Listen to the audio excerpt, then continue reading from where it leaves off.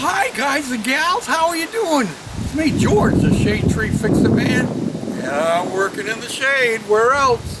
And today we're going to do what I've been promising to do for a little while. We're going to lay out some steps and install steps on the chicken house, chicken coop. First thing you need to do is have some sort of pad or water drainage system in place, and all I have done, I dug out a little bit down here and I put some gravel and crushed stone and stuff down in there off of my driveway actually. So the next thing we need to do is we need to determine how far out away from the building our steps are going to come, and then from there plot how high the steps are going to be at that point. Now this is fairly short. It's approximately 24 inches back here, so that lets me know I'm using 2x12s for stair tread. They are 11¼ inches wide. That means if I have 2 stair treads for 3 risers, and we'll go through that, if I'm going to have 2 stair treads, that means 11¼ and 11¼ that's 22½ inches. So I need to come out here 22½ inches, which is right about here, which is right about where my foot is. Now, if I put my tape measure down here, I have 21½ inches at that point. That's where my stringer is going to catch. Look around. Let me slide it across over here. And this is not rocket science. And over here I have just about 21½. How's that? Pretty good eye, hey? Now, the idea is this, that if you have 2 treads, you're going to have 3 risers. All right? So we have determined that we have 21½ inches. And let me show you on my cell phone. I've already done it with a calculator. 21½ divided by 3 is 7.16, or as you can see right there, 7�1/6 of an inch.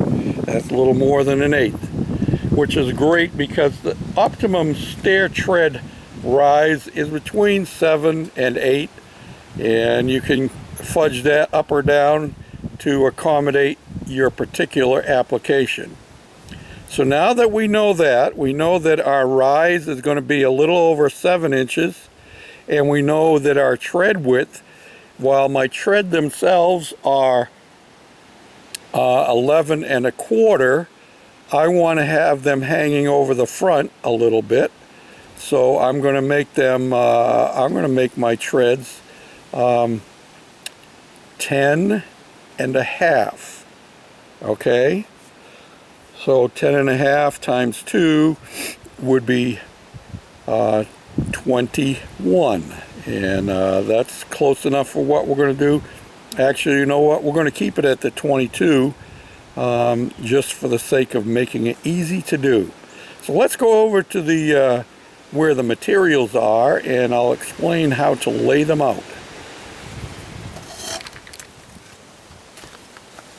Okay, so one of the first things you want to do when you get to your piece of lumber is you want to tip it up on edge and sight it to get the crown. With these stringers being as short as they are, it's not super critical, but if you're doing more than 3 or 4 rises, it definitely is critical, because you want the crown up and you'd be cutting out of the crown, and the idea is that when you step on it, the pressure pushes down against the crown, so it's not making it sag. It actually be helping it to straighten out. So anyway, I've already crowned this, and I said we're going to do 10½ inch treads.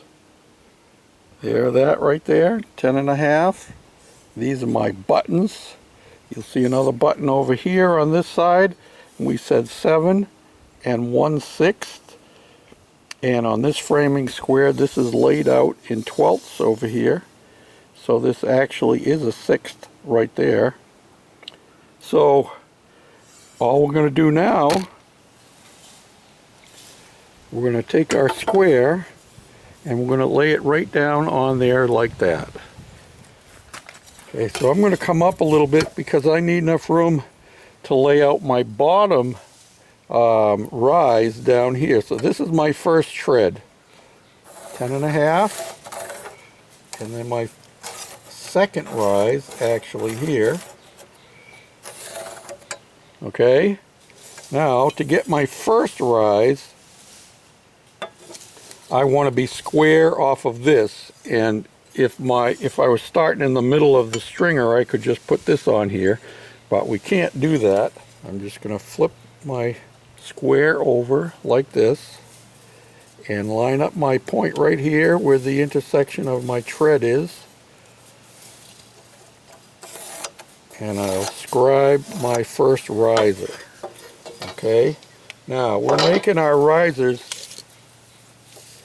7 and 1 1/6. These are 8ths on here, so a 1/6 is a little bit bigger. I'm going to mark that there, but we have to subtract off the bottom of our first riser for the thickness of our tread. We know our tread in this case, being a 2x12, is 1.5 inches thick. Your framing square on this arm is 1.5 inches thick. So if I bring my square over like this, and it would be easier if I didn't have my button on here still, but I'm going to just scribe this across here. That's the bottom. Now I'm going to take off 1.5 inches for my first tread on the bottom. So when I cut, I'm actually going to cut at this point right here. Okay? And I'm going to extend that point all the way out beyond, just for my own sake. Alright? So this is going to get cut off. So we're going to cut along this line, we're going to cut along this line, and then we're going to cut along this line here. Now that's one riser. There's 2 risers. We need 3 risers. So we're going to lay out another one. This is where your buttons come in handy because they don't move, so it keeps your angle right.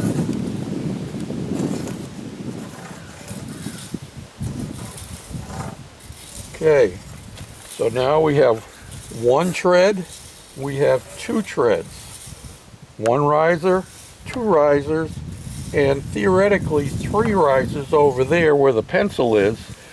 But you've got to remember that that top riser, and you couldn't see all of that, this is our top riser here, but this riser here, there is no step there. This is what butts up against the building. So I'm going to do this again. I'm going to extend my line out.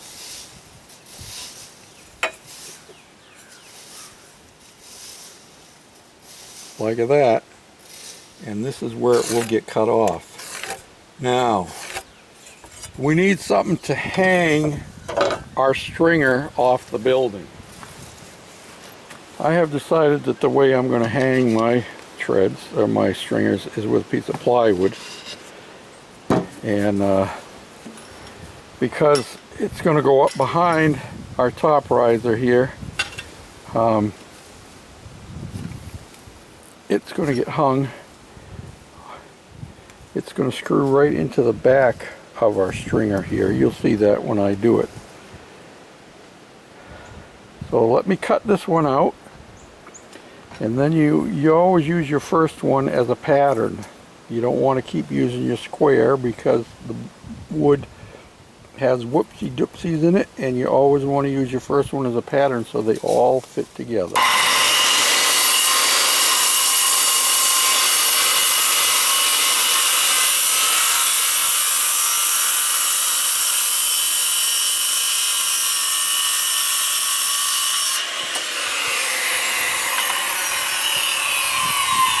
Now remember, we're subtracting the thickness of our stair treads off of our actual rise, so we're going to cut it here.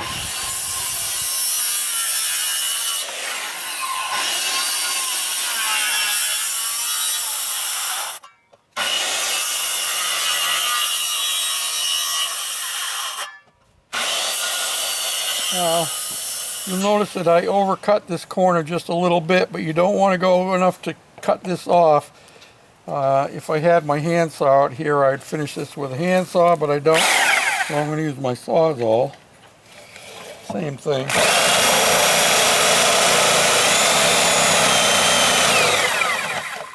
The reason for overcutting just a hair is so that you get a sharp point in there.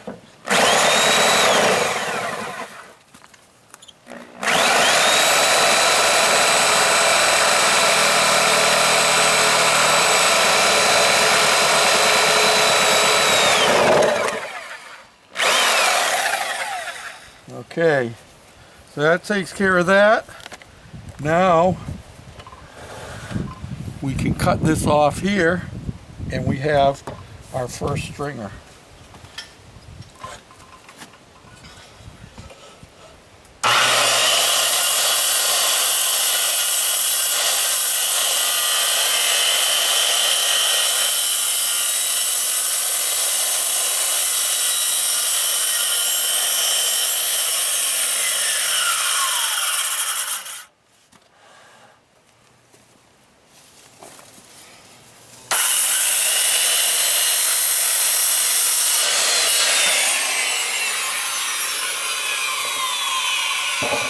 There we are, we have our first stringer all cut, and now we're going to use this as our pattern, and we're going to lay it out on our thing, mark it out, and cut our second one. We're only going to use 2 for this because it's only 31-inch opening for the door, and I'm going to have these slid in so that they're probably only going to be 28 inches apart.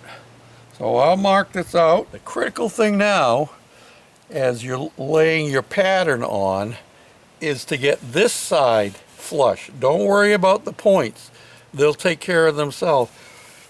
You want to get your back side flush.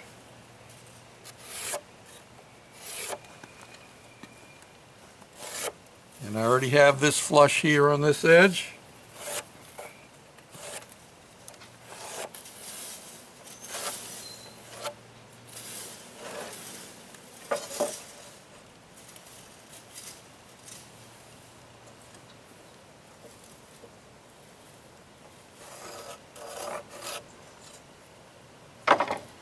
Okay, cut it out. We'll make it one to the right.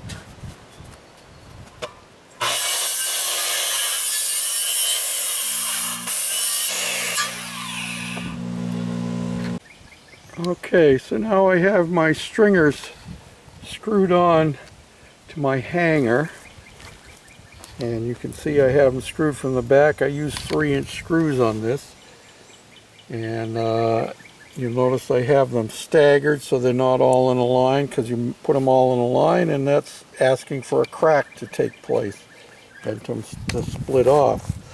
And I want to explain how I laid this out. My floor is 3/4 of an inch thick, and I have a lip on my door that comes down over the floor.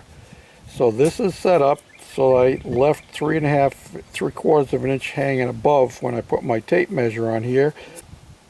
I measured down all the way down here to my riser height, and then I added the thickness of my stair tread.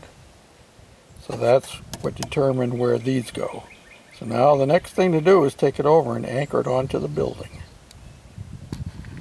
Okay, so what I have done I brought my stringer over here, and all I have is 2x4 up here to anchor it to. And that's why we made this long piece to go on the back. And I'm just going to bring that down flush with the top of my framing.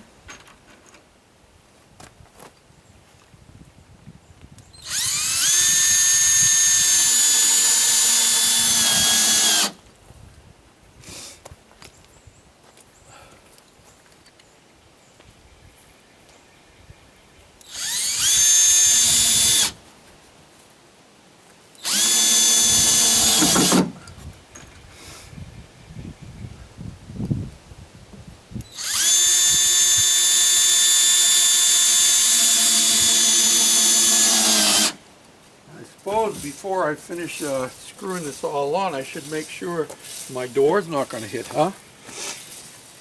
We're presuming that George was accurate in his measurement. Let's see. Yep, it still clears. I have, quarter of an inch at least all the way across. Not a problem.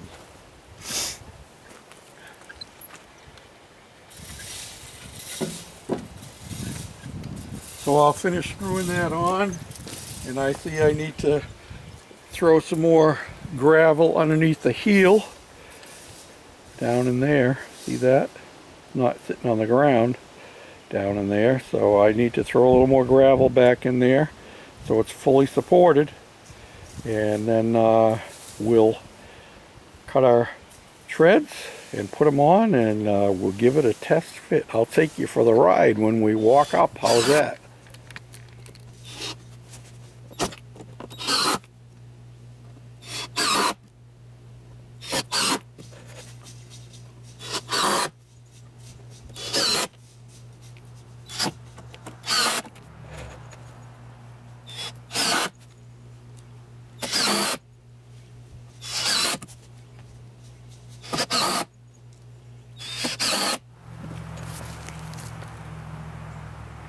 Okay, let's try them out.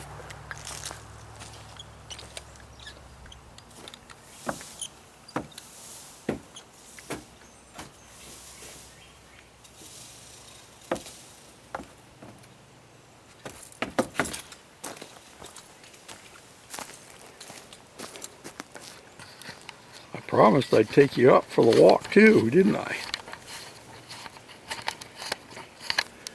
They're very comfortable, and they work very well. Step up, please. Here we are, inside, walking around, checking things out, seeing how we like it in here. So now the next thing we got to do is we got to finish the trim on the back gable end, and on the front side of the coop,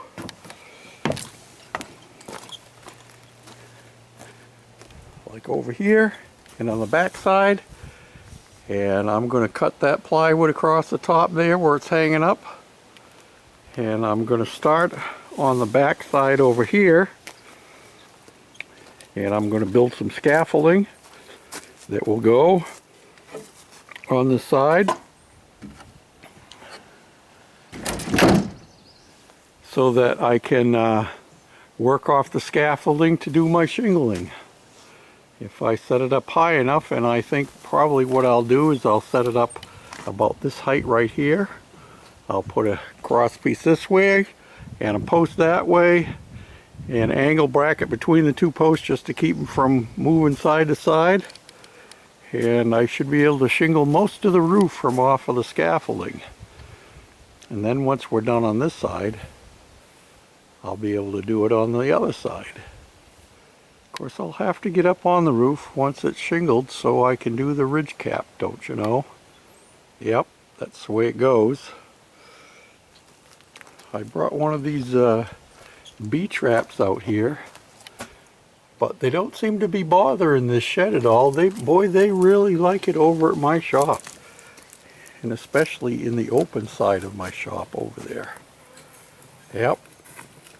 So there you have it. a set of stairs for the chicken coop.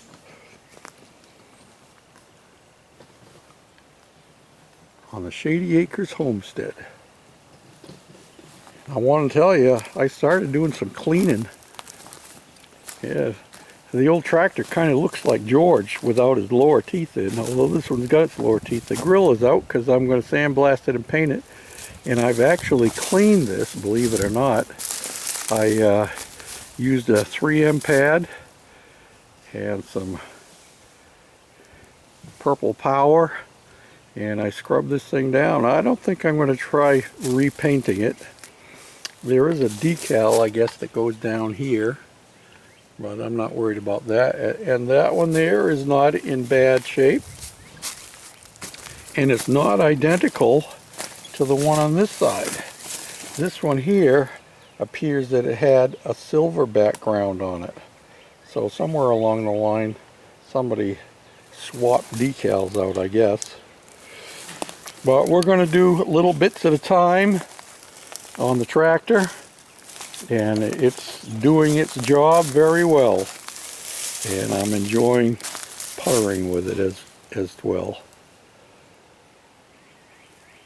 Check out the new seat, huh?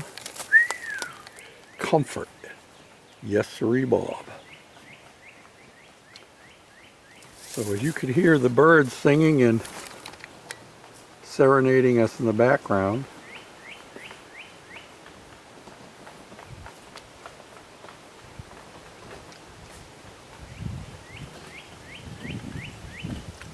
That's a good note to close on. Thanks for watching, for commenting, for subscribing, and for your thumbs up. Appreciate everyone. Bye for now.